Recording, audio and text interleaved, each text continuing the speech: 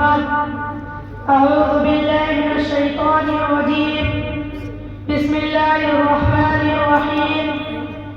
ولا تقولوا لمن يقتل في سبيل الله أموات بل أحياء ولكن لا تشعرون وقال الله تعالى والذين جاهدوا فينا لنهدينهم سبلنا وإن الله لمع المحسنين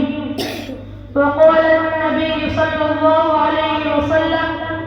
الجهاد ماض إلى يوم القيامة صدق الله العلي العظيم وصدق رسوله النبي الكريم جس دور پہ نازا کی دنیا اب ہم وہ زمانہ بھول گئے جس دور پہ نازا کی دنیا اب ہم وہ زمانہ بھول گئے اور وہ زمانہ یاد رہا خود ہوش میں آنا بھول گئے منہ دیکھ لیا آئینے میں پردہ نہ دیکھا سینے میں منہ دیکھ لیا آئینے میں پردہ نہ دیکھا سینے میں دل ایسا لگایا جینے میں مرنے کو مسلمان بھول گئے معزز علماء کرام اور حاضرین مجلس آج کی اس باوقار اور پرسکون مجلس میں معزز علماء کرام کی موجودگی اور حضرات اکابرین کی سرپرستی میں مجھ بیان میں کر کچھ عرض کرنا ایسا ہی ہے جیسے سورج کے سامنے جگنوں کا چمکنا لیکن بڑا کا حکم مانتے ہوئے اپنی اصلاح کی غرض سے ایسی ضرورت و ہمت کر رہا ہوں آپ حضرات دعا کریں کہ اللہ تعالیٰ اپنی رضا کی باتیں میری زبان سے کہلوا دے آمین معزز سامعین کسی شاعر نے کیا ہی خوب کہا ہے مسلمانوں نہ گھبراؤ خدا کی شان باقی ہے مسلمانوں نہ گھبراؤ خدا کی شان باقی ہے ابھی اسلام زندہ ہے ابھی قرآن باقی ہے یہ غالب کیا سمجھتے ہیں جو اپنے دل میں ہنستے ہیں یہ غالب کیا سمجھتے ہیں جو اپنے دل میں ہنستے ہیں ابھی تو کربلا کا آخری میدان باقی ہے حضرات آج میں جس موضوع کو لے کر آیا ہوں اور جو عرض کرنا ہے وہ ندائے شہید ہے آپ تاریخ کا مطالعہ کریں تو یہ بات بڑی وضاحت سے ملے گی کہ جذبہ شہادت کی بنا پر دشمنان اسلام سے بڑے بڑے مار کے پیش آئے مطلب جنگ بدر جنگ احد جنگ تبوک غزوہ خندق غزوہ حنین اور بھی بہت سے غزوات ہیں یہ وہ غزوات ہیں کہ جن میں بڑے بڑے صحابہ شہید ہوئے انصار شہید ہوئے مہاجرین شہید ہوئے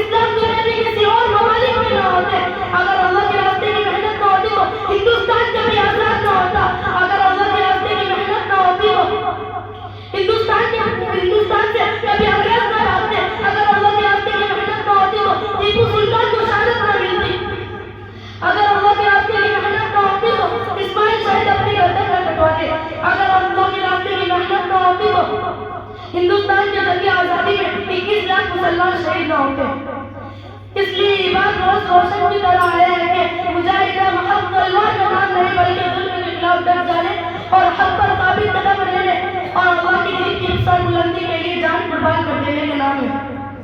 اس عمل نے اسلام کو زندگی بخشی، قوموں کو آزادی دی، شہیدوں کے خون سے تاریخ کے اولاد کو عزت بخشی۔